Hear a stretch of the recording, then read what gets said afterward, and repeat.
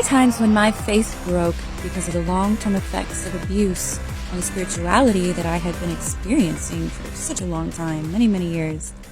My faith would break and I would scream at the top of my lungs that Jesus was a liar, that all he did was lie, that he never was honest, that he didn't know how to tell the truth.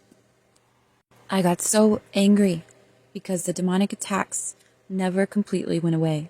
That's because he was shaping and forming my trust in him. He was solidifying my faith that even in the midst of the storm, he was still holding me. He was never going to leave. He was the one passing every test, even if I was failing all of them. And I was very accustomed to broken promises my whole entire life. Here are some verses to help you on your journey, on your walk, on your road with King Jesus, Father God Almighty, and the Holy Spirit. Some verses to help you know that he never, ever lies.